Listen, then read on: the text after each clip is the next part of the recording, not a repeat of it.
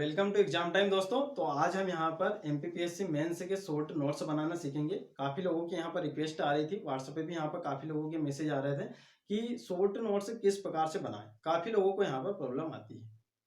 हम यहाँ पर देखेंगे कि शॉर्ट नोट्स आपको किस प्रकार से बनाना है, किन बातों का आपको ध्यान रखना है। सबसे पहले हम ये समझते हैं कि शॉर्ट नोट्स आखिर हमें क्यों बनाना है। तो दोस्तों शॉर्ट नोट्स आपको इसलिए बनाना है क्योंकि आप सभी जानते हैं कि आपको लगातार 6 दिन तक यहाँ पर पेपर चलेंगे। तो आपके पास में रिवीजन के लिए इतनी मोटी बुक पर्याप्त नहीं है, यानी कि पर्याप्त तो है, बाकी इतनी मोटी बुक का आप 2 से 4 घंटे में रिवीजन नहीं कर पाओगे। इसलिए आपको सिनॉप्सिस या जिसे हम शॉर्ट नोट्स कहते हैं वो आपको यहाँ पर बनाना है। अब हम यहाँ पर कुछ चीजें आपको बताएंगे, उन पॉइंट को आपको यहाँ पर ध्यान रखना है और उन्हें आपको यहाँ पर नोट कर लेना है। ठीक है, तो यहाँ पर आपको जो शॉर्ट नोट्स है उसकी यहाँ पर ट्रिक भी बता दी जाएगी और शॉर्ट नोट्स बनाना भी आपको सिखाया जाएगा। आपको क्या करना है, देखिए सबसे पहले हम आपको यहाँ पर शॉर्ट नोट्स के कुछ पॉइंट आपको बता देते हैं।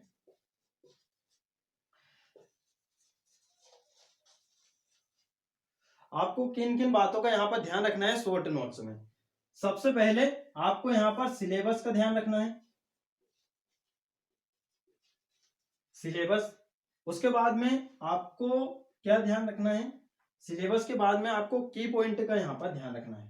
ठीक है, उसके बाद में सबसे पहले सिलेबस देख लिया, सिलेबस के बाद में आपको क्या करना है, रीड करना है।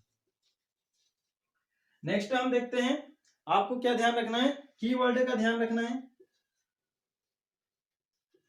इन सब चीजों को हम अभी एक्सप्लेन करेंगे, आपको सारी चीजें यहाँ पर समझ में आती जाएगी।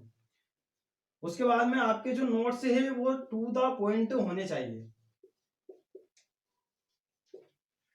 टू द पॉइंट होने चाहिए। नेक्स्ट हम यहाँ पर देखते हैं कि आपको डायमेंशन का ध्यान रखना है। नेक्स्ट आप देखोगे फ्लो चार्ट, मैप। ठीक है, डायमेंशन का ध्यान रखना है, फ्लो चार्ट का ध्यान रखना है और उसके बाद में यहाँ पे मैप का ध्यान रखना है। नेक्स्ट आप यहाँ पर देखोगे इतना आपका हो गया, syllabus, read, keyword, to the point, dimension, flow chart. अब आपको यहाँ पर 3, 5 और 11 मार्क का यहाँ पर ध्यान रखना है। सब चीजें आपको यहाँ पर बिल्कुल बताई जाएगी, इन सारी चीजों को यहाँ पर एक्सप्लेन किया जाएगा। उसके बाद में आपको कुछ यहाँ पर करंट पॉइंट भी ध्यान रख लेना है, क्योंकि कोई कोई से जो पेपर होते हैं, आपका जो पेपर नंबर 2 और पेपर नंबर 3 आप देखोगे तो उसमें आपको करंट पॉइंट ऐड करने होते हैं, ताकि आपका जो आंसर है वो दूसरों से काफी ज्यादा यहाँ पर इनोवेटिव दिखे और अट्रैक्टिव यहाँ पर दिखे। और आपको एक चीज का और ध्यान रखना है, एमपीपीएससी मेंस में प्रेजेंटेशन का काफी ज्यादा यहाँ पर रोल होता है। जिसका प्रेजेंटेशन अच्छा होता है तो उसकी कॉपी को यहाँ पर ज्यादा अंक यहाँ पर दिए जाते हैं। सिलेबस, रीड, कीवर्ड, उसके बाद में, ठीक है, ये कीवर्ड हो गया है, to the point, dimension, flow chart, map, 3, 5, 11 mark और करंट पॉइंट। इतनी चीजों का आपको यहाँ पर ध्यान रखना है। एक और आपको चीज का ध्यान रखना है, ओल्ड क्वेश्चन का ध्यान रखना है। बस इतनी चीजें से आपका यहाँ पर नोट्स यहाँ पर तैयार होगा। सबसे पहले हम यहाँ पर एक एक चीजों को यहाँ पर एक्सप्लेन करेंगे, आपको सारी चीजें यहाँ पर समझाने का प्रयास करेंगे। सबसे पहले आपको सिलेबस देखना है, सिलेबस में जितनी भी आपकी प्रत्येक लाइन है उसको आपको यहाँ पर समझना है। सिलेबस की प्रत्येक लाइन का आपको डायमेंशन निकालना है, किस प्रकार के क्वेश्चन बन सकते हैं, पहले किस प्रकार के क्वेश्चन उससे पूछे गए हैं उस टॉपिक से, और कैसे कैसे क्वेश्चन बन सकते हैं। उसके बाद में आपको क्या करना है, उसका इंट्रो बना के रख लेना है। जैसे कि आप यहाँ पर रीड करोगे टॉपिक को, आपको 2 से 3 बार यहाँ पर रीड करना है, 2 से 3 बार पहले रीड करना है, टॉपिक की आपकी समझ विकसित आपको कर लेना है। एक और पॉइंट हमारे यहाँ पर छूट गया है कि आप जो पेज है, यानी कि आपका जो नोट्स है, तो वन पेज यानी कि ठीक है, यहाँ पर आपको बताते हैं, ये वन थोड़ा सा यहाँ पर गलत हो गया है, यानी कि वन टॉपिक, ये हम यहाँ पर लिख रहे थे, वन टॉपिक ज्यादा से ज्यादा मैक्सिमम आप 2 पेज में जा सकते हो, 2 पेज में, वन टॉपिक 2 पेज में आप ज्यादा से ज्यादा जा सकते हो। इतनी चीजों का आपको यहाँ पर ध्यान रखना है। हमने रीड का समझ लिया, टॉपिक आपको पहले सिलेबस देखना है, सिलेबस के डायमेंशन निकालना है कि किस किस प्रकार से क्वेश्चन इसमें आ सकते हैं, वो भी आपको थोड़ा सा बता देते हैं। जैसे कि आप यहाँ पर एमपीपीएससी मेंस का फर्स्ट पेपर का यहाँ पर सिलेबस देखोगे जिसमें आपका प्राचीन भारत है। प्राचीन भारत में आपका जो सिलेबस है उसमें क्या लिखा है कि हड़प्पा सभ्यता से लेकर 10वीं शताब्दी तक की आपको सामाजिक, आर्थिक, राजनीतिक और सांस्कृतिक विशेषता आपको तैयार करना है। तो आपको यहाँ पर एक चीज यहाँ पर ध्यान रखना है, डायमेंशन निकालते जाना है कि सभी जितने भी आपको सिंधु घाटी सभ्यता है, वैदिक सभ्यता है, उसके बाद में आपका मौर्य काल है, मौर्योत्तर काल है, गुप्त काल है, गुप्तोत्तर काल है और हर्षवर्धन का काल यहाँ पर आ जाता है और लास्ट में हम यहाँ पर राजपूत काल यहाँ पर पढ़ते हैं। तो सारे की आपको ये चीजें तैयार कर लेना, सामाजिक, आर्थिक, राजनीतिक विशेषता। अब यहाँ पर कुछ थोड़े से और पॉइंट यहाँ पर इसे और एक्सप्लेन यहाँ पर कर देते हैं। जैसे कि आप सामाजिक, आर्थिक, राजनीतिक विशेषता तैयार करोगे तो अपने माइंड में इस प्रकार की चीजें थोड़ी सी आपको बना के रख लेनी है कि सामाजिक विशेषता आप किस आधार पर बताओगे। तो सबसे पहले आपको सामाजिक विशेषता आप इस प्रकार से बताओगे कि भैया वहां पे पारिवारिक व्यवस्था किस प्रकार की थी। नेक्स्ट आप ये बताओगे कि वहां पे स्त्रियों की दशा किस प्रकार से थी, और फिर आप ये बता सकते हो दासों की स्थिति किस प्रकार से थी, रहन सहन कैसा था, खान पान कैसा था। तो इसी आधार पर पूरे समाज को डिफाइन किया जाता है ना। तो आपको ये चीजें यहाँ पर ध्यान रखना है। उसके बाद में आपको जैसे कि मान लो आर्थिक विशेषता है। अब जैसे हमने आपको ये सामाजिक विशेषता बताई, यही सारी जितनी भी विशेषताएं हैं आपको 10वीं शताब्दी से मतलब कि हड़प्पा सभ्यता से लेकर 10वीं शताब्दी तक आप जो भी जितने भी यहाँ पर टॉपिक पढ़ोगे उनमें आपको सामाजिक विशेषता इसी आधार पर तैयार करनी है। इसी प्रकार से आर्थिक विशेषता, आर्थिक विशेषता किस आधार पे आप बताते हो कि वहां पे कृषि पालन यानी कि कृषि किस प्रकार का था, कृषि व्यवसाय। उसके बाद में यहाँ पर आप पशुपालन बताओगे, व्यवसाय उनका क्या था, मुख्य व्यवसाय क्या था, व्यापार वाणिज्य किस प्रकार का था, कौन कौन सी मुद्रा का वहां पर प्रचलन था। इस प्रकार से आपको यहाँ पर बताना रहता है। तो ये सब चीजें आपको सोचना है, डायरेक्ट आपको इस प्रकार से बुलेट पॉइंट निकाल लेना है कि आपको दासों की स्थिति बताना है, स्त्री की वहां पे दशा बताना है, खान पान, रहन सहन और उसके वेशभूषा किस प्रकार की थी, यही सब चीजें यहाँ पर होती है। तो सारे जितने भी टॉपिक है सभी में इन्हीं आधार पे बिंदुओं को कलेक्ट करना है। भले आपकी जो बुक है उसमें कुछ भी लिखा हो तो वहां से आपको इन्हीं आधार पे यहाँ पर देखना है।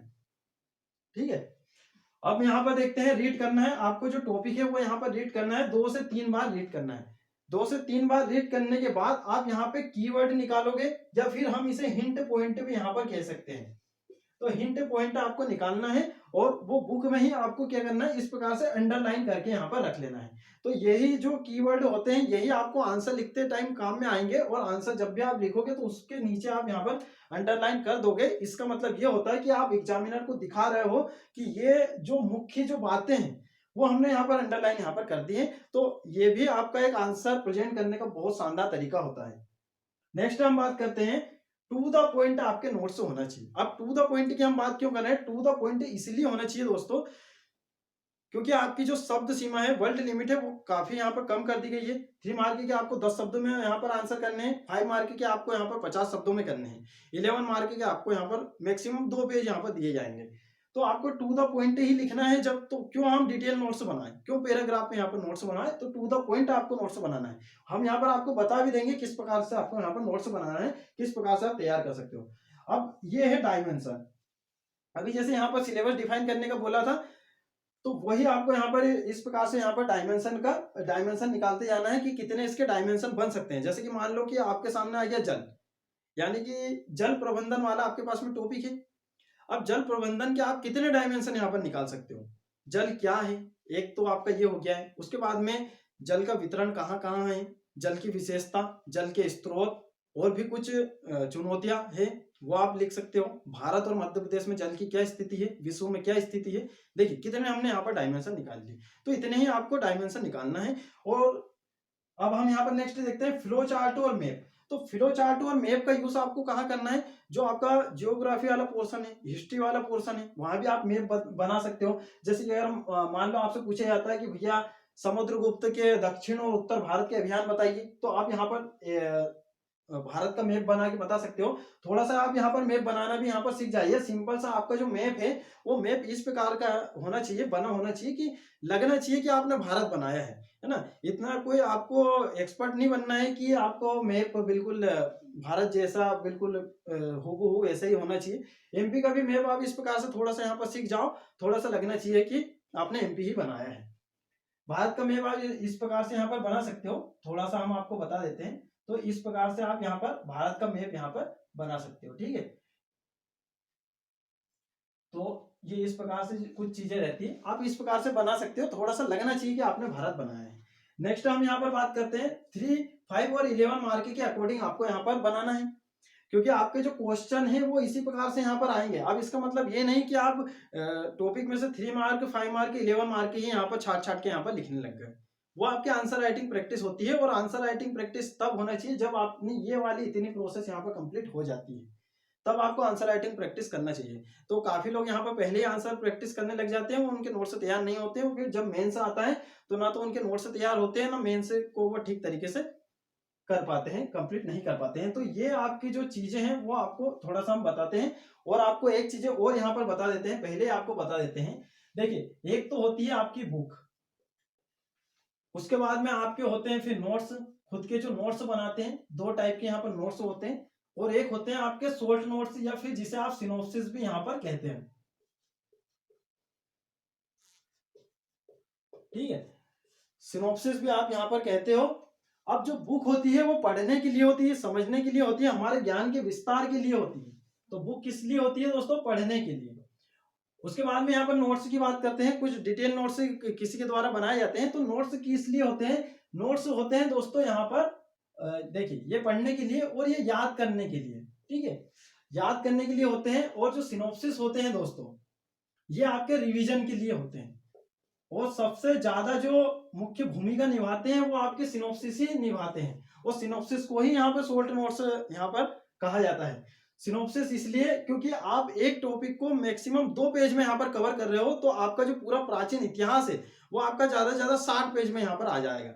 अब बताओ, 60 पेज को रिवीजन करना आसान है या 200 पेज को रिवीजन करना आसान है? और कुछ लोग क्या है, थोड़े और छोटे छोटे यदि लिख लेते हैं तो आपके 50 पेज में प्राचीन भारत खत्म, उसके बाद में 50 में आपका मध्यकालीन, और 50 में आपका आधुनिक, यानी कि 150 पेज में पूरा हिस्ट्री आपका यहाँ पर खत्म हो गया। अब बताओ, नेक्स्ट डे आपका फिर हिस्ट्री का आपका पेपर हुआ, पॉलिटी की भी आपको इसी प्रकार बना लेना है। तो नेक्स्ट डे आपका पॉलिटी का पेपर रहता है, तो आप यहाँ पर 2 से ढाई घंटे में एक बैठ के रिवीजन कर सकते हो। ये आपका हो गया। उसके बाद में यहाँ पर 3, 5 मार्क के अकॉर्डिंग आपको बनाना है। 3, 5, 11 मार्क। आपको यहाँ पर इतनी थोड़ी समझ आ जाना चाहिए कि कौन सा क्वेश्चन 3 मार्क में पूछा जा सकता है, कौन सा 5 मार्क में, कौन सा 11 मार्क में। अब जैसे किसी भी चीज की विशेषता रहती है, तो अपन को पता है कि विशेषता या तो 11 मार्क में आ सकती है या फिर 5 मार्क में आ सकती है। अगर 3 मार्क में आती है, जब आपने 5 मार्क की याद करी है, तो 3 मार्क में तो आपका यहाँ पर काम आसान हो जाएगा।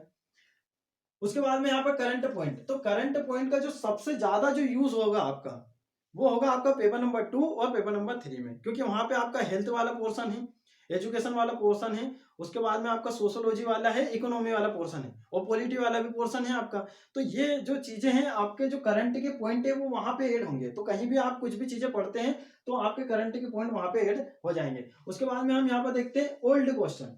अब ओल्ड क्वेश्चन क्यों देखना आवश्यक है? अब यूपीएससी के ओल्ड क्वेश्चन उठा के देखो और एमपीपीएससी के उठा के देखो, आपको अंतर वैसे ही यहाँ पर समझ में आ जाएगा।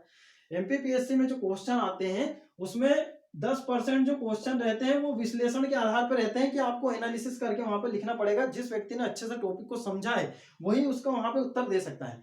बाकी आपके जो 90% जो क्वेश्चन होते हैं वो इस प्रकार के क्वेश्चन आते हैं कि कोई भी व्यक्ति अगर सिंपल से भी अगर टॉपिक का जो लाइन है, जितनी भी लाइन है उसको ही यदि कवर कर लिया है, तो वो पूरे 90% यहाँ पर क्वेश्चन सोल्व कर सकता है। तो ये चीजें आपको यहाँ पर ध्यान रखना है। और ये तो आपको बता ही दिया है कि आपका जो 1 टॉपिक है 2 पेज में यहाँ पर होना चाहिए। तो इतनी चीजें आपको यहाँ पर समझा दी हैं। अब आपको थोड़ा सा और बता देते हैं। देखिए, शॉर्ट नोट्स का आपको हमने बता दिया है कि क्यों बनाना आवश्यक है। काफी लोगों को यहाँ पर प्रॉब्लम आती है। इसके बाद भी यदि आपको कुछ प्रॉब्लम रहती है तो कमेंट में आप बता सकते हो। अब हम यहाँ पर सीखते हैं कि शॉर्ट नोट्स किस प्रकार से आप बनाओगे, थोड़ा सा हम आपको यहाँ पर बता देते हैं। और सिलेबस के आप जो डायमेंशन है किस प्रकार से यहाँ पर निकालोगे। तो इतनी चीजें आशा करते हैं आपको यहाँ पर समझ में आई होगी। अब यहाँ पर थोड़ा सा यहाँ पर आपको बता देते हैं कि कैसे आपको नोट्स बनाना है। काफी लोगों को यहाँ पर प्रॉब्लम आती है। और देखिए, जैसे कि मैं जो नोट्स बनाता हूँ, तो मैं बनाता हूँ यहाँ पर पेजेस में, जो फोटोकॉपी वाले जो पेज आते हैं उसमें मैं नोट्स बनाता हूँ। कुछ लोग यहाँ पर बुक में बनाते हैं। तो मैं आपको फोटोकॉपी वाले पेज में नोट्स बनाने की कुछ यहाँ पर प्रॉफिट आपको बताऊंगा, क्या फायदे होते हैं। क्योंकि देखिए, ये जो है, ये वाली जो मैं टेक्निक बता रहा हूँ, ये है सेल्फ स्टडी वालों के लिए। सेल्फ स्टडी वालों के लिए यहाँ पर गाइडेंस बहुत कम होता है। आप कितने भी यहाँ पर यूट्यूब देखोगे, कोई भी इस प्रकार की चीजें यहाँ पर नहीं बताते हैं। तो आपको और भी किसी भी टॉपिक पे यहाँ पर वीडियो चाहिए तो आप मुझे यहाँ पर कमेंट में बता सकते हो, उसी पे मैं वीडियो यहाँ पर लेकर आ जाऊंगा। तो आपको सबसे पहले मैं बता देता हूँ कि क्यों आपको यहाँ पर पेजेस का, फोटोकॉपी वाले पेज का यहाँ पर यूज करना चाहिए, और आपको यहाँ पर थोड़ा सा यहाँ पर नोट्स बनाना भी बता देता हूँ। तो सबसे पहले हम यहाँ पर नोट्स बनाना ही सीख लेते हैं। मान लो कि आपका समाजशास्त्र वाला टॉपिक आप यहाँ पर कंप्लीट कर रहे हो, समाजशास्त्र के आपको शॉर्ट नोट्स यहाँ पर बनाने हैं। समाजशास्त्र, अब ये समाजशास्त्र का आपको नोट्स बनाना है, तैयार करना है। अब देखिए आप यहाँ पर किस किस प्रकार से यहाँ पर कीवर्ड या हिंट पॉइंट यहाँ पर लिखोगे। तो समाजशास्त्र का सिंपल सा आपको क्या कर लेना है, यहाँ पे अर्थ लिख लेना है। तो समाजशास्त्र का क्या अर्थ होता है, दोनों शब्दों को आप यहाँ पर निकालोगे तो इसका जो शाब्दिक अर्थ यदि देखा जाए तो सामाजिक संबंधों का जो अध्ययन है, सामाजिक संबंधों का जो अध्ययन है वही समाजशास्त्र है। तो सामाजिक संबंध, ठीक है, सामाजिक संबंध हमने यहाँ पर लिखा है। तो सामाजिक संबंध का अध्ययन ही समाजशास्त्र है। तो इतनी सी चीजों से आपको यहाँ पर समझ में आ जाना चाहिए, ये होता है हमारा कीवर्ड। तो इतनी सी चीजों से आपको यहाँ पर समझ में आ जाना चाहिए कि हम यहाँ पर क्या कहना चाह रहे हैं। तो ये चीजें कब आएगी, जब आप 2 से 3 बार टॉपिक को यहाँ पर पढ़ लोगे तो आपको ये चीजें यहाँ पर समझ में आ जाएगी। और एक और जो प्रॉब्लम होती है वो आपको बता देता हूँ। कुछ लोग बोलते हैं कि एनसीईआरटी पढ़ना चाहिए कि नहीं। तो मेरा तो मानना यह है कि एमपीपीएससी के लिए एनसीईआरटी पढ़ने की कोई आवश्यकता नहीं है। किसी भी कोचिंग या इंस्टीट्यूट के आप नोट्स ले लीजिए, प्रिपेयर कर लीजिए, क्वेश्चन ओल्ड क्वेश्चन देख लीजिए और अपने हिसाब से डायमेंशन बना के इसी प्रकार से आप टू द पॉइंट में आप नोट्स बना सकते हो। अब यहाँ पर थोड़ा सा हम समझ लेते हैं कि जो समाजशास्त्र है तो इसका हम यहाँ पर 2 भागों में विभाजन करेंगे। एक तो हो गया हमारा समाज और एक हो गया हमारा यहाँ पर शास्त्र। हम यहाँ पर थोड़ा सा यहाँ पर समझ लेते हैं कुछ हिंट पॉइंट। जैसे कि समाज में आपकी क्या क्या चीजें आती हैं, यानी कि हम किसे यहाँ पर समाज कहेंगे। तो समाज वो होगा जिसमें परिवार रहेंगे, परिवार होगा, धर्म होगा, उसके बाद में आपके कुछ यहाँ पर रिश्तेदार होंगे, है ना। तो विवाह ले लेते हैं हम, यहाँ पर विवाह होंगे, कुछ राजनीतिक चीजें भी यहाँ पर होगी। तो इनसे मिलके यहाँ पर समाज बनता है। उसके बाद में यहाँ पर शास्त्र का अर्थ क्या होता है, विज्ञान होता है, या फिर हम शास्त्र का ये भी एक अर्थ लगाते हैं कि अध्ययन। तो शास्त्र का क्या होता है, अध्ययन। अब यहां से आपको चीजें समझ में आ गई। ये हो गया हमारा समाज। अब ये हमारे हो गए सारे संबंध। इस प्रकार के हमारे कुछ संबंध रहते हैं, कुछ हमारे द्वारा कुछ सामाजिक नियम कानून यहाँ पर बनाए जाते हैं, उसी से समाज चलता है। अब इनमें कुछ संबंध होता है, ठीक है। तो इनमें क्या होता है, कुछ संबंध होता है। तो आपको बता देते हैं, सॉरी दोस्तों, इनमें क्या होता है, कुछ यहाँ पर संबंध होता है, तो उनका अध्ययन यहाँ पर किया जाता है। अब इससे आप किस प्रकार से यहाँ पर डेफिनेशन यहाँ पर निकाल सकते हो कि भैया समाज में व्याप्त सामाजिक संबंधों को व्यवस्थित व क्रमबद्ध तरीके से अध्ययन करने के विज्ञान को समाजशास्त्र यहाँ पर कहा जाता है, ठीक है। इतनी सी चीजें से आपको सारी चीजें यहाँ पर समझ में आ गई। अब समाजशास्त्र के कुछ यहाँ पर उद्देश्य होते हैं। समाजशास्त्र के अब क्या उद्देश्य होते हैं, यहाँ पे आप क्या कर सकते हो, कुछ यहाँ पर थोड़ा सा चिंतन कर सकते हो। देखिए मेन से का टॉपिक आप यहाँ पर पढ़ोगे तो आपको एक चीज यहाँ पर ध्यान रखना है। एक चीज क्या ध्यान रखना है, आपके अंदर जिज्ञासा होनी चाहिए पढ़ने के प्रति। उसके बाद में आपको जो टॉपिक है उसके प्रति थोड़ी सी यहाँ पर जिज्ञासा जगानी है और कुछ आपको यहाँ पर चिंतन करना है। सबसे पहले तो आपको ये सोचना है कि मैं एमपीपीएससी क्यों कर रहा हूँ, समाज के लिए कर रहे हैं। समाजशास्त्र इसीलिए तो जोड़ा गया है ताकि आप समाज में रहकर ही कार्य करोगे। आपके सिलेबस में जितनी भी चीजें हैं वो सब आपके सिलेबस में इसीलिए दी गई है कि वो आगे आपको काम में आने वाली है। समाजशास्त्र आप यहाँ पर पढ़ोगे। और एक चीज और बता देते हैं कि समाजशास्त्र आपके जो टॉपिक दिए हैं वो टॉपिक को केवल आपको कंप्लीट करना है। जितनी लाइन दी है लाइन के डायमेंशन निकालते जाना है। जैसे कि समाजशास्त्र में सामाजिक समरसता दिया है, समाजशास्त्र तो दिया ही नहीं है। डायरेक्ट आपका जो सिलेबस में दिया है, सिलेबस आपको मुखाग्र याद होना चाहिए।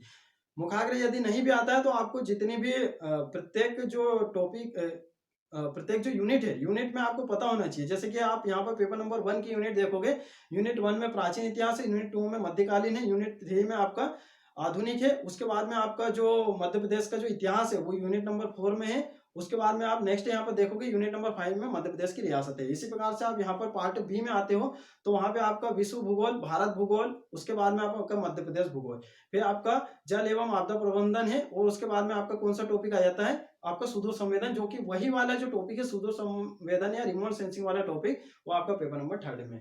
तो हम यहाँ पर बात कर रहे थे, मैं आपको ये बताने जा रहा था कि आप यहाँ पर आपके पेपर का नाम क्या है। पेपर में यहाँ पर ये लिखा है कि आपको किसी भी चीज का सामान्य अध्ययन करना है, ना कि आपको इस विषय में यहाँ पर पीएचडी करना है। तो हम क्यों ना, जैसा सिलेबस में दिया है वैसा हम यहाँ पर चलेंगे।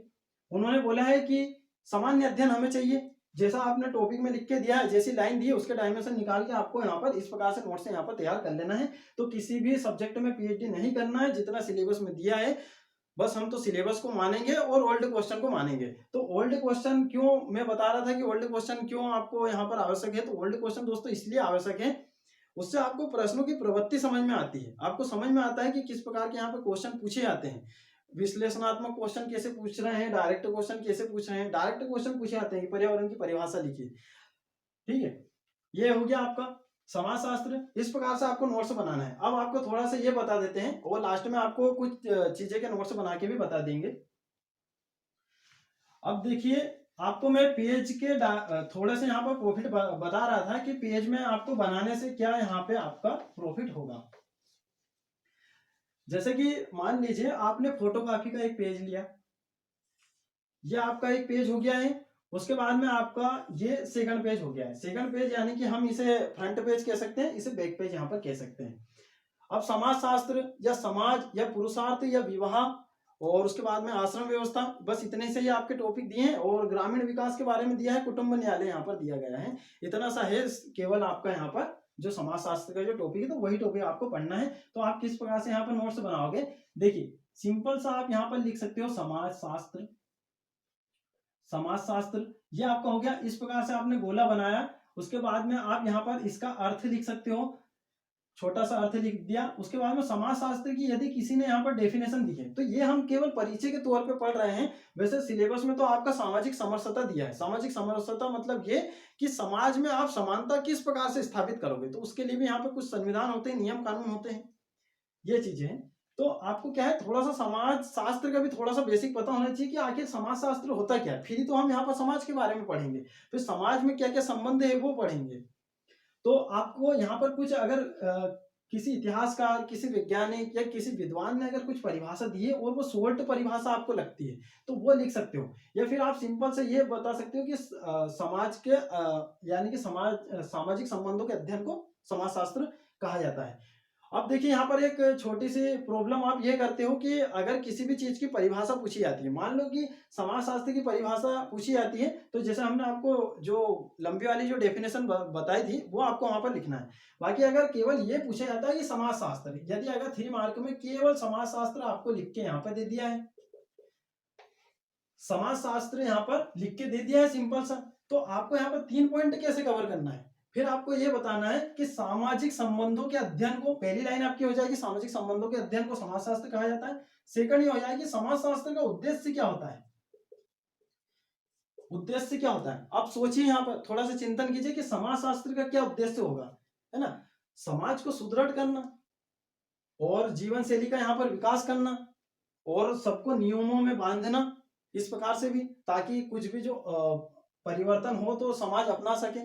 इस प्रकार से यहाँ पर ये आप 2 से 3 यहाँ पर लिख सकते हो। कुछ विशेष पॉइंट आपको पता है वो भी आप यहाँ पर लिख सकते हो। इस प्रकार से आपको 3 मार्क यहाँ पर कंप्लीट करना रहता है। तो आप इस प्रकार से जब शॉर्ट नोट्स बनाओगे आपको ऑटोमेटिक समझ में आ जाएगा।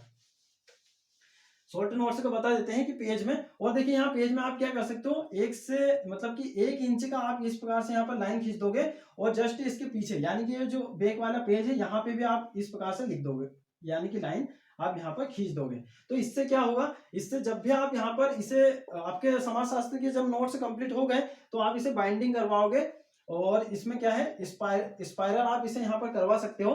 तो आपका यहाँ पर पूरा नोट्स यहाँ पर तैयार हो जाएगा। जितने भी पेज है सारे को कलेक्ट करके इन पे आप नंबरिंग भी यहाँ पर कर सकते हो। मेरा मानना यह है कि पहले आप नंबरिंग ना करें, क्योंकि हम क्या करते हैं जो नोट्स तैयार करते हैं अलग अलग सोर्स से इकट्ठा करते हैं, अलग अलग यूट्यूब चैनल यहाँ पर देखते हैं। मान लो कि आपने कोई सी बुक पढ़ी, वहां पे समाजशास्त्र का कुछ टॉपिक पढ़ा, आपको कुछ अच्छे पॉइंट लगे, आपने यहाँ पर लिख लिया, आपको लगा कि ये पूछा जा सकता है, आपने यहाँ पर लिख लिए, शॉर्ट आपने डेफिनेशन तैयार कर लिया, उसके कीवर्ड तैयार कर लिए।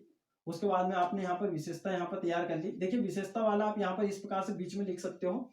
उसके बाद में किसी YouTube से आपने विशेषता तैयार करी, विशेषता में मान लो कि आपने कुछ कुछ यहाँ पर पॉइंट है यहाँ पर लिख लिए, इस प्रकार से 5 से 6 पॉइंट है। अब यहाँ पर इतना लॉजिक आप भी लगा सकते हो कि जो विशेषता वाली ये चीजें हैं क्या ये 3 मार्क में पूछी जा सकती है, 5 मार्क में भी पूछी जा सकती है और 11 मार्क में भी पूछी जा सकती है। तो हम इसे 5 मार्क के अकॉर्डिंग यहाँ पर लिख लेते हैं, उसमें कुछ एक्स्ट्रा पॉइंट हमें लिखना रहेगा तो वो हम यहाँ पर लिखते रहेंगे। इस प्रकार से विशेषता वाले कुछ अच्छे अच्छे पॉइंट लगे, कुछ और छोटे छोटे डेफिनेशन मिल गई, वो आप यहाँ पर लिख सकते हो। तो ये आपका समाजशास्त्र का एक पेज में हो गया। सेकंड पेज से आप यहाँ पर समाज के नोट्स बना सकते हो, क्योंकि समाज या फिर सामाजिक समरसता, सामाजिक समरसता क्या होती है, इसका अर्थ क्या होता है, इसका उद्देश्य क्या होता है, उसके बाद में इसकी विशेषता क्या है, ये आप यहाँ पर बता सकते हो। और समाज में समरसता स्थापित करने के कुछ घटक होते हैं, है ना, तो घटक आपके यहाँ पर दिए गए सिलेबस में, वो आप यहाँ पर लिख सकते हो। और भी कुछ चीजें हैं, तो आप यहाँ पर जो घटक है, घटक आपका स्पेशल तौर पे सिलेबस में लिख के दिया, तो घटक को आप यहाँ पर बीच में लिखोगे। और यहाँ पे कुछ कुछ जो चीजें हैं कि क्या कर सकते हो, एक तो आपका समाज में समरसता स्थापित करने के लिए यहाँ पर क्या चीजें होती है, एक तो संविधान होता है, संविधान में भी कुछ नियम कानून होते हैं, कुछ नियम होते हैं, किसी किसी जगह कुछ नियम यहाँ पर बना दिए जाते हैं, कुछ विधान होते हैं, विधि या विधान हम कह सकते हैं, कुछ एक्ट यहाँ पर बनाए जाते हैं। उसके बाद में और भी कुछ चीजें रहती है, भाषा शैली, भाषा शैली भी यहाँ पर समरसता यहाँ पर स्थापित करती है। कुछ सांस्कृतिक चीजें हैं, कुछ तीज त्योहार हैं, ये चीजें, तो ये आपने यहाँ पर लिख दिया। कुछ कुछ इनके एग्जाम्पल लिख सकते हो, इसमें कुछ आर्टिकल आप लिख सकते हो, यहाँ पे विधान में आप कुछ 2-4 एक्ट के यहाँ पर नाम लिख सकते हो, कुछ यहाँ पर नियम का यहाँ पर आप थोड़ा सा यहाँ पर प्रेफरेंस या फिर यहाँ पर संदर्भ दे सकते हो। भाषा शैली, कुछ सांस्कृतिक चीजें हैं, कुछ भवनों का निर्माण करके हम यहाँ पर सामाजिक समरसता स्थापित कर सकते हैं। आपने देखा होगा मध्यकाल में भी कुछ कुछ ऐसी इमारतें यहाँ पर विकसित की गई है जिसमें हिंदू शैली और मुस्लिम शैली और ईसाई शैली का यहाँ पर अंकन देखने को मिलता है। तो वो यही होती है, सामाजिक समरसता ही यहाँ पर स्थापित करने के लिए वो चीजें होती है। तो इससे क्या होता है दोस्तों, सामाजिक समरसता स्थापित होती है, यानी कि समाज में एकता का भाव विकसित यहाँ पर होता है। तो इस प्रकार से आपको क्या है, देखिए 2 से 4 बार जब आप टॉपिक पढ़ोगे, कीवर्ड आप निकालोगे, तभी ये चीजें आपको यहाँ पर समझ में आनी है। फिर ये आपको समझ में आएगा कि हमने क्या, कौन सा कीवर्ड लिखा है और उसका क्या यूज है, तो अब आपको यहाँ पर समझ में आएगा। तो आपको 2 से 4 बार यहाँ पर टॉपिक को अच्छे से पढ़ना पड़ेगा। तो हमने आपको बता दिया। तो इस प्रकार से आपके जो नोट्स हैं, ज्यादा से ज्यादा मैं बता रहा हूँ, आपके समाज या फिर समाजशास्त्र या फिर सामाजिक समरसता के जो नोट्स हैं, मैक्सिमम आपके 40 पेज, इससे ज्यादा आपके नोट से नहीं जाएंगे। हो सकता है कुछ लोग यहाँ पर छोटे छोटे लिखते हो। तो देखिए उद्देश्य, यहाँ पर उद्देश्य है, तो उद्देश्य में आप क्या कर सकते हो, उद्देश्य में यहाँ पे 2 से 3 पॉइंट यहाँ पर लिख सकते हो। बस आपको 2 से 3 पॉइंट यहाँ पर पता है, बस बहुत है इतना, क्योंकि उद्देश्य को 5 मार्क में नहीं पूछा जा सकता। उद्देश्य आपका या तो 3 मार्क में आएगा, 5 मार्क में आएगा। तो इस प्रकार से पूछ सकते हैं कि सामाजिक समरसता क्या होती है, समझाइए। तो किसी भी चीज का आपको पहले क्या तैयार करना है कि समाजशास्त्र क्या, कोई भी आपके उसमें दिया है। और एक सिंपल सी चीजें आपको बताता हूँ, कभी आपको डायमेंशन करना नहीं भी आए तो आपको एमपीपीएससी का जो जितना भी सिलेबस, जितनी भी लाइन आप पढ़ो, तो वो क्या है, क्यों है, कारण, विशेषता, उद्देश्य, उसके बाद में सकारात्मक नकारात्मक प्रभाव। सकारात्मक नकारात्मक प्रभाव इसलिए तैयार करने पड़ते हैं जब हमें मूल्यांकन करना रहता है, तो वो चीजें यहाँ पर काम में आती है। तो इस प्रकार से आप यहाँ पर नोट्स बना सकते हो।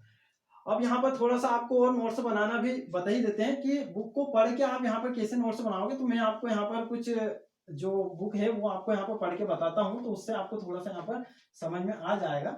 जैसे कि हम यहाँ पर, मेरे पास में एक बुक रखी है, मैं यहाँ पर कुछ उसमें से लाइन पढ़ता हूँ, उसमें से हम कैसे कीवर्ड निकालते हैं वो आपको बताता हूँ। तो पेज का आपको समझ में आ गया कि आपको 2 पेज में क्यों बनाना है नोट्स। वो इसलिए बनाना है 2 पेज में, ताकि आपको क्या है, आपके लगातार जो एग्जाम होते हैं 6 दिन तक, तो वहां पे आप क्या कर सकते हो, जल्दी से रिवाइज कर सकते हो। काफी लोग बोलते हैं कि रजिस्टर में बनाना चाहिए, बनाना चाहिए, तो रजिस्टर में भी आप बना सकते हो। बाकी मैं पेज में बनाने के इसलिए बोलता हूँ कि मान लो कि आपने किसी यूट्यूबर का वीडियो देखा कभी, वहां पे टॉपिक आपको अच्छा लगा, आपने नोट से तो पहले तैयार कर ली, फिर भी आपको लगा कि देख लेते हैं थोड़ा सा, तो वहां कुछ अच्छे अच्छे पॉइंट आपको मिल गए, आपको लगता है कि ये आंसर में यूज करेंगे तो काफी ज्यादा यहाँ पर अट्रैक्टिव आंसर यहाँ पर हो जाएगा। तो वो चीजें आप, फिर जगह नहीं बचेगी आप जब बुक में लिखोगे तो। या फिर बुक में आप ऐसा कर सकते हो कि प्रत्येक टॉपिक आपका कंप्लीट होने के बाद में आप वहां पर कुछ चीजें वहां पर छोड़ सकते हो, यानी कि कुछ 1-1.5 पेज आप छोड़ सकते हो। और उसके बाद में आपको ये भी बताऊंगा कि मैंने किस प्रकार से पेज में नोट्स बनाए, तो वो भी आपको यहाँ पर थोड़ा सा बता देंगे। तो अगर आपको थोड़ा सा भी, अगर जैसे कुछ भी इस वीडियो में समझ में नहीं आता है तो वो आप बता सकते हो। और भी कुछ आपको यहाँ पर पूछना रहे तो चैनल के अवार्ड सेक्शन में आप जाओगे तो वहाँ पे व्हाट्सअप नंबर दिए हैं, तो व्हाट्सअप पे आप मैसेज करके भी पूछ सकते हो। और जब भी आपको कॉल करना रहे तो आप बता सकते हो, क्योंकि कॉल उस पर लगता नहीं है नंबर पे, आप तो मैसेज ही कर सकते हो या फिर व्हाट्सअप कॉल वहाँ पे कर सकते हो। अब जैसे कि यहाँ पर जल प्रबंधन वाला हम थोड़ा सा यहाँ पर समझ लेते हैं। जैसे कि इसमें यहाँ पर लाइन लिखा है कि जल एक मूल्यवान प्राकृतिक संसाधन है, अब इसमें से देखना हम यहाँ पर कीवर्ड निकालते हैं। जो पृथ्वी की जीवन शक्ति, विकास की पोषणीयता, पर्यावरण की धारणीयता और पृथ्वी पर जीवन का पर्याय है, और जीवन, आजीविका, खाद्य सुरक्षा और विकास की निरंतरता के लिए जब एक पूर्वापेक्षा है। यहाँ सभी सजीवों के उत्तर जीविका का अनिवार्य तत्व है, और जितनी भी सभी महान सभ्यताएं हैं जल स्रोतों के निकट ही पल्लवित या पुष्पित हुई है। तो ये चीजें आपने पढ़ी, यहाँ पे कुल खपत के बारे में बताया गया है। तो आप सिंपल से यहाँ पर क्या कैसे बना सकते हो नोट्स। मान लो कि आपके पास में ये पूरा एक पेज है ना, थोड़ा सा यहाँ पर बड़े में बता देते हैं। आपने ये यहाँ पे लिखा जल, जल लिखा। अब यहाँ पर हम कुछ कुछ कीवर्ड निकालते हैं, यानी कि इसका इंट्रो बनाने के लिए। तो सिंपल सा आप यहाँ पर इंट्रो के लिए लिख दोगे। तो यहाँ पर इंट्रो क्यों, क्योंकि जब भी आप सबसे पहले आप देखना, कभी भी आप आंसर राइटिंग करोगे, आपको सबसे ज्यादा जो प्रॉब्लम है वो आएगी कि इंट्रो कैसे बनाए, है ना। स्टार्टिंग में क्या लिखे, बात का तो हम लिख देते हैं, स्टार्टिंग में क्या लिखे। तो सबसे पहले आपको यहाँ पे इंट्रो बना के रख लेना है। तो इंट्रो में आप यहाँ पर क्या बनाओगे, इसी में से हम निकालेंगे इंट्रो। इसमें लिखा है मूल्यवान प्राकृतिक संसाधन, तो हम यहाँ पर मूल्यवान संसाधन लिख लेते हैं। प्राकृतिक तो ये है ही, तो मूल्यवान संसाधन, तो ये हमारा एक इंट्रो टाइप का हो गया। उसके बाद में पर्यावरण, पर्यावरण लिख लो, केवल इतना सा आपको यहाँ पर समझ में आ जाएगा कि पर्यावरण की धारणीयता। और उसके बाद में यहाँ पर लिखा है कि विकास की पोषणीयता, तो यहाँ पर विकास लिख लो, केवल इतने से आपको यहाँ पर समझ में आ जाना चाहिए। और जितनी भी सभ्यताएं हैं, तो मानवीय सभ्यताएं आप यहाँ पर लिख सकते हो, विकास, या फिर इसी के पास में आप मानवीय सभ्यताएं यहाँ पर लिख सकते हो, सभ्यताएं।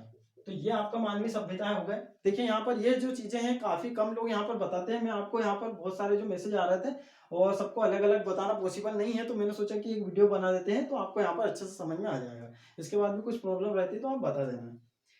महान सभ्यता जल स्रोत, बस इतने से हमारा इंट्रो यहाँ पर तैयार हो जाता है। और अगर और भी कुछ चीजें आपको देखना है तो पृथ्वी पर जीवन, पृथ्वी पर जीवन, ये भी आप यहाँ पर लिख सकते हो, पृथ्वी जीवन, इतना सा लिख सकते हो। तो ये आपके यहाँ पर कीवर्ड यहाँ पर निकल गए। जब भी आप इन कीवर्ड का यूज करो तो इनके नीचे आप अंडरलाइन यहाँ पर कर सकते हो। ये हो गया। अब यहाँ पर कुल खपत की यहाँ पर बात कर लेते हैं। तो खपत की बात करते हैं, तो अब इसमें जो खपत दी है, अब ये हमारी बुक हो गई है, ये समझने के लिए होती है। यहाँ पर बताया गया है कि 1990 में 552 घन किलोमीटर खपत हुई थी, और जो अभी वर्तमान में ऐसा यहाँ पर एक आकलन आया है कि 2021 में क्या है, 1050,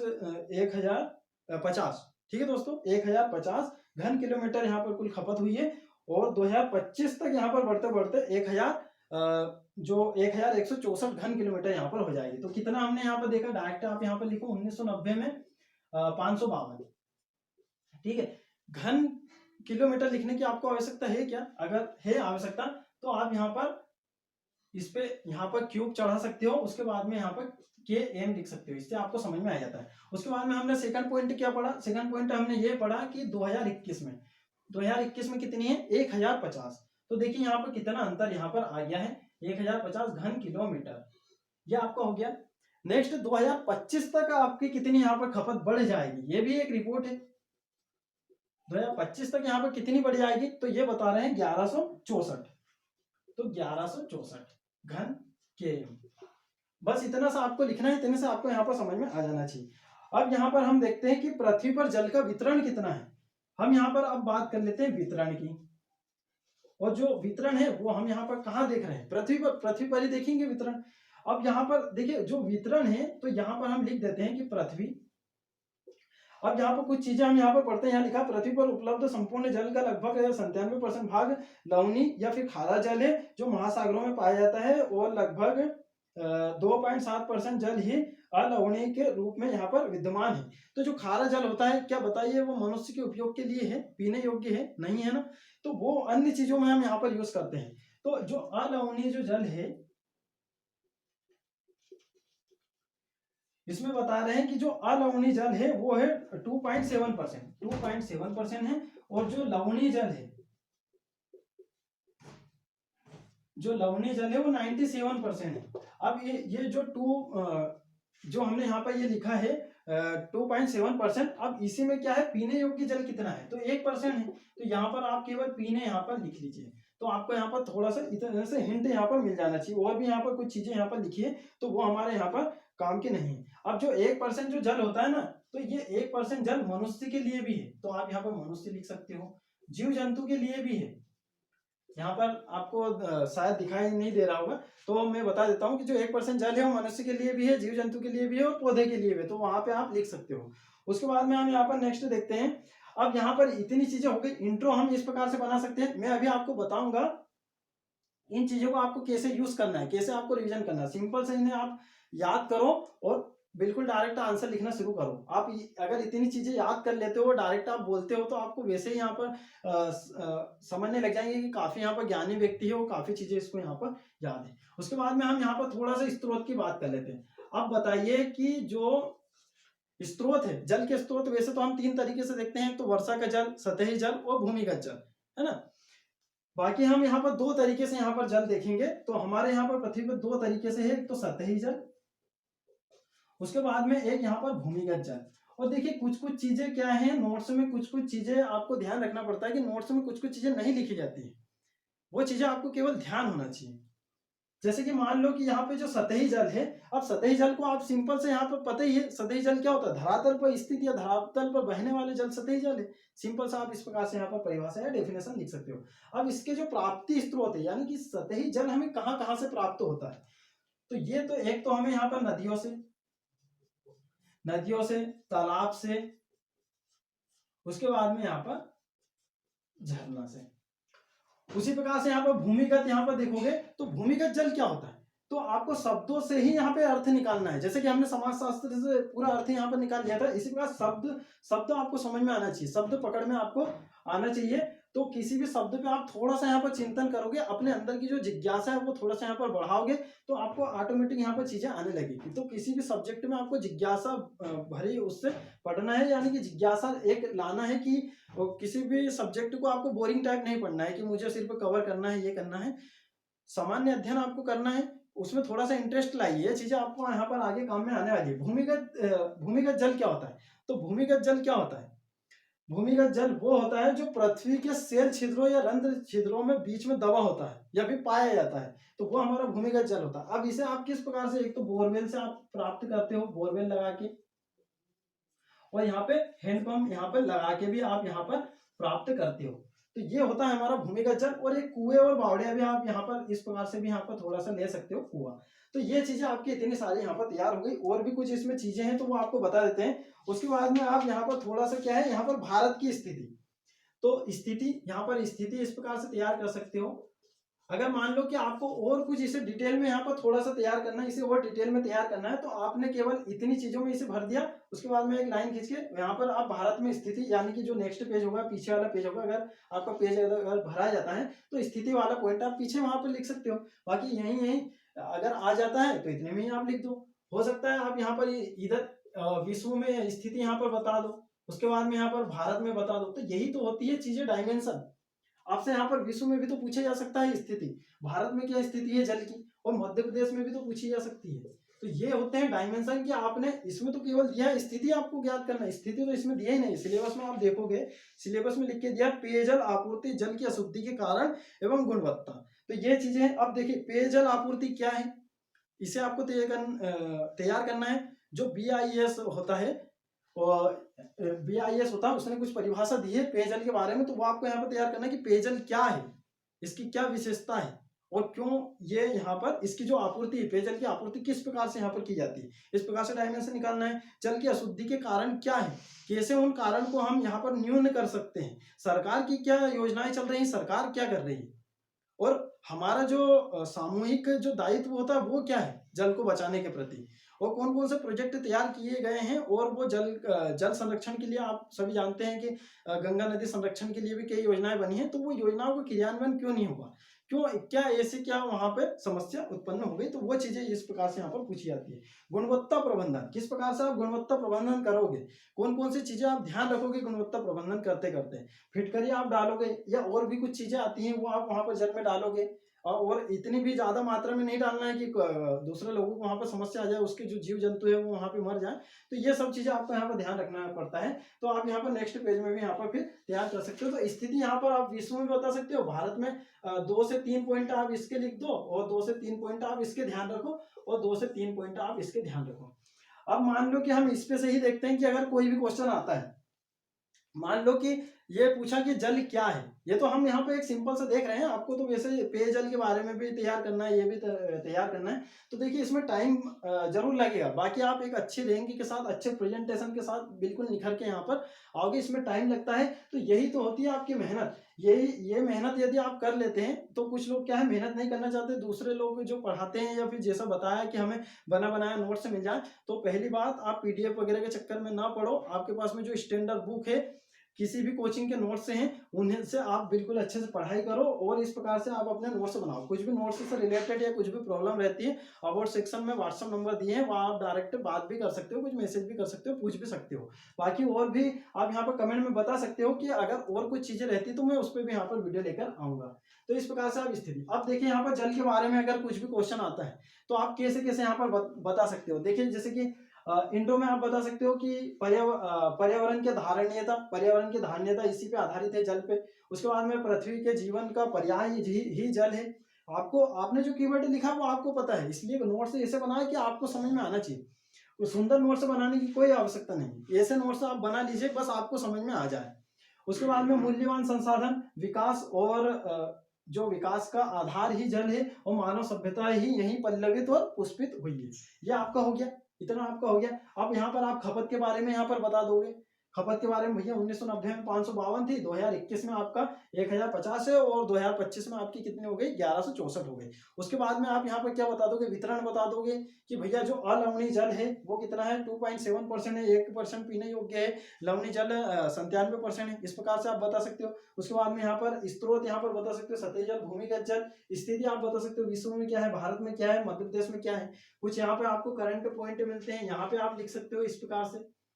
तो ये सब चीजें होती है इस प्रकार से। अब बताओ जल प्रबंधन का आपका जो नोट्स है, अगर इस प्रकार से आप बनाते हो कितने कम कम शब्दों में, और फिर इनको आपको एक्सप्लेन करना आना चाहिए कि हम किस प्रकार से यहाँ पर एक्सप्लेन करेंगे। तो इस प्रकार से कुछ कुछ कीवर्ड लिखे जाते हैं, उसे सिनॉप्सिस बोले जाते हैं। यदि आपको नोट्स बनाना है, हमने आपको बुक, नोट्स और सिनॉप्सिस में अभी अंतर आपको बता दिया है कि बुक क्या होती है, पढ़ने के लिए होती है। नोट्स क्या होते हैं दोस्तों, नोट्स क्या होते हैं, याद करने के लिए होते हैं, ताकि आप उसमें से याद कर पाओ। डिटेल नोट्स होते हैं। उसके बाद में जो शॉर्ट नोट्स या सिनॉप्सिस हम इसे कहते हैं, ये रिवीजन के लिए होते हैं, लास्ट टाइम रिवीजन और तुरंत याद पद्धति के आधार पे चलना चाहिए। जब आपने नोट्स बनाए उसी टाइम आप याद कर लो, फिर वापस से फिर आपको मजा आएगा। ये चीजें देखो, इतनी चीजें आपको पता है। अगर मान लो आपको लगता है कि ये चीजें बहुत कम है, तो इतनी चीजें आप बस एक बार याद कर लो। इतनी चीजें आपने बिल्कुल यहाँ पर रट ली और किसी के सामने बस आप सुना दो, व्यक्ति आपको कहेगा कि वाह कितना इसको यहाँ पे नॉलेज है। जैसे कि यहाँ पर पर्यावरण धारणीय विकास है, पृथ्वी पर जीवन का पर्याय है। उसके बाद में आप मानवीय सभ्यता का आधार है, विकास का आधार है, ये बता सकते हो। जितनी भी मानवीय सभ्यताएं यहीं पल्लवित हुई है। उसके बाद में आप यहाँ पर क्या बता सकते हो, खपत बता सकते हो कि भैया 1990 में खपत क्या थी, 552 थी, और 2021 में खपत क्या है, 1050 है। उसके बाद में आप 2025 की जो खपत है वो क्या बता सकते हो, 2025 की जो खपत है वो 1164 यहाँ पर हो जाएगी। वितरण बता सकते हो, लवणीय अलवणीय जल। देखिए इस प्रकार से अभी यहाँ पर समझाने में यही याद हो गया। तो अब बताओ, इतनी जो चीजें हैं वो सब आप याद कर लोगे, इतनी चीजें आपको याद रहेगी। आपके सामने में अगर डायरेक्ट क्वेश्चन आता है कि जल की विशेषता लिखिए, या फिर लवणीय जल, या फिर जल का वितरण समझाइए पृथ्वी पर, भारत में जल की क्या स्थिति है, इसे कैसे रोका जा सकता है, तो ये सब चीजें आपको कीवर्ड में यहाँ पर तैयार कर लेना है। और अगर मान लो ज्यादा ही प्रॉब्लम आपको आती है कि नोट्स बनाने में ज्यादा ही प्रॉब्लम आती है, तो मैं एक चीज और आपको बताता हूँ। जैसे कि जो भी बुक आप पढ़ोगे उसमें कुछ बुलेट पॉइंट यहाँ पर दिए होते हैं, तो वो बुलेट पॉइंट आप यहाँ पर तैयार कर लीजिए, और कुछ कुछ करंट के पॉइंट आप। और देखिए एक और चीज मैं बताता हूँ, अगर अंतर वाले क्वेश्चन आते हैं तो अंतर को आपको हमेशा टेबल फॉर्म में ही लिखना है। ये चीज आपको ध्यान रखना है। अगर मान लो कि यहाँ पे सतही जल और यहाँ पे भूमिगत जल, तो इस प्रकार से आपको लिखना है, पैराग्राफ में नहीं लिखना। कोई भी आंसर आपको पैराग्राफ में लिखना ही नहीं है, ये आपको ध्यान रखना है। देखिए कुछ बुलेट पॉइंट होते हैं, जैसे पेयजल वाला मैंने यहाँ पर टॉपिक निकाला है, मैं आपको थोड़ा सा बता देता हूँ ताकि आपको जो चीजें हैं वो अच्छे से यहाँ पर समझ में आ जाए। कुछ योजनाएं हैं जल से रिलेटेड, कुछ योजनाएं हैं, तो योजनाओं में आपको सिंपल से क्या तैयार करना है कि ये योजना कब आई, इसका उद्देश्य क्या है, और ये कहाँ तक सफल हुई, यानी कि इसके कार्य क्या है, विशेष क्या किया गया है। बस इतना सा आपको तैयार करना है, बाकी कुछ तैयार नहीं करना है। योजना में कब आई, उद्देश्य क्या था, और उसके द्वारा कुछ विशेष कार्य किया गया है, तो वो आपको लिख देना है। जल से रिलेटेड काफी ज्यादा यहाँ पर योजना है। नमामि गंगे योजना है, और इसके अंतर्गत क्या प्रावधान है, प्रावधान मतलब कार्य, वही चीजें होती है। स्वधारा योजना है, अर्थ गंगा योजना है, और भी राष्ट्रीय जल विज्ञान परियोजना है। तो यहाँ पर मैं कुछ आपको बुलेट पॉइंट बताता हूँ। जैसे कि यहाँ पे दिया गया है कि जल की गुणवत्ता के मापक तत्व, यानी कि जल की गुणवत्ता आप किस प्रकार से यहाँ पर माप सकते हो। तो जो कुछ बुलेट पॉइंट होते हैं, हम यहाँ पर थोड़ा सा यहाँ पर मिटा देते हैं, थोड़ा सा आपको समझा ही देते हैं अच्छे से। ये स्थिति वाला हम यहाँ पर थोड़ा सा मिटा देते हैं। देखिए, जैसे कि आप यहाँ पर बुलेट पॉइंट क्या होते हैं, ये होते हैं हमारे बुलेट पॉइंट। तो बुलेट पॉइंट आप इस प्रकार से यहाँ पर लिख लोगे। तो देखिए, जैसे कि यहाँ सबसे पहले दिया है तापमान, तो जल की गुणवत्ता आप एक तो तापमान से यहाँ पर माप सकते हो। उसके बाद में जो बायोलॉजिकल जो ऑक्सीजन मांग होती है, जिसे आप बी और डी यहाँ पर कहते हो, तो आपको देखिए इनका जो फुल फॉर्म है वो आपको ऑटोमेटिक यहाँ पर पता होना चाहिए। आप पीएससी की तैयारी कर रहे हो तो इनके छोटे छोटे फुल फॉर्म आपको पता होना चाहिए। आपको पता है कि IUPAC का क्या है, वहाँ पे फुल फॉर्म पूछ लिया गया था और बहुत सारे फुल फॉर्म पूछ लिए जाते हैं। और आप ध्यान ये भी रखोगे कि इन चीज़ों में क्या है, कुछ कुछ चीज़ें हैं इनके आपको इंग्लिश जो इंग्लिश वर्ड है वो भी आपको नोट करके रख लेना है। तो ये चीज़ें आपको कहाँ काम में आएगी, जब पारिभाषिक शब्दावलियाँ होती है वहाँ पे आप देखोगे कि इकोनॉमी की पारिभाषिक शब्दावलियाँ पूछ ली गई थी 2017 में। तो ये थोड़ा सा आपको ध्यान होना चाहिए। उसके बाद में आप यहाँ पर देखोगे रासायनिक ऑक्सीजन मांग, उसके बाद में घुलित ऑक्सीजन की ऑक्सीजन की मात्रा इसमें कितनी है, तो ये इससे भी यहाँ पर इसके जो जल का जो गुणवत्ता है ये मापी जाती है। पीएच मान होता है कि जल का कितना पीएच मान है भैया।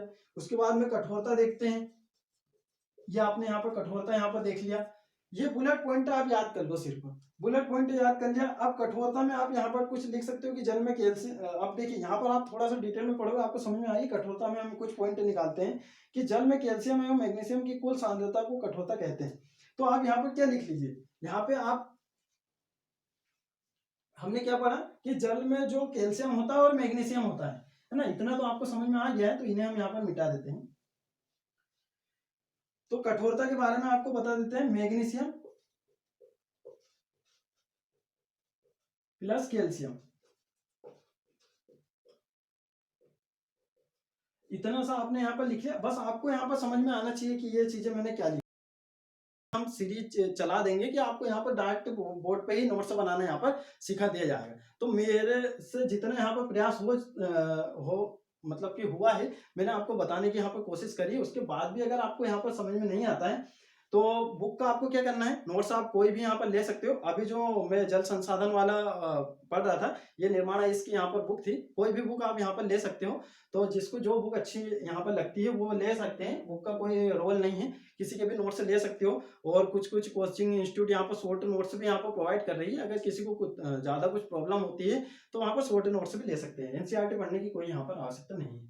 ठीक है दोस्तों, तो काफ़ी ज़्यादा वीडियो यहाँ पर लंबा हो गया है और मिलते हैं नेक्स्ट वीडियो में। कुछ आपकी जो प्रॉब्लम है वो बता सकते हो। अबाउट सेक्शन में जाके आप हमारे व्हाट्सएप नंबर भी यहाँ पर ले सकते हो, तो वहाँ से आप डायरेक्ट व्हाट्सएप पे मैसेज कर सकते हो। ठीक है दोस्तों, और बाकी कुछ कुछ नोट्स वगैरह परचेस करना है तो कुछ नोट्स हमने इंस्टा मोजो पे लगा के रखे हैं, वो आप ले सकते हो। काफ़ी कम वहाँ पर प्राइस रखा है। ठीक है, तो आपको आवश्यकता हो तो आप वहाँ पर ले सकते हो। और बाकी हमने यहाँ पर आपको बता दिया है। और भी आप कमेंट में बता सकते हो किस प्रकार के आपको वीडियो चाहिए और क्या जानना है आपको एमपीपीएससी के बारे में, तो वो भी आपको यहाँ पर बता देंगे। ठीक है दोस्तों, मिलते हैं फिर नेक्स्ट वीडियो में।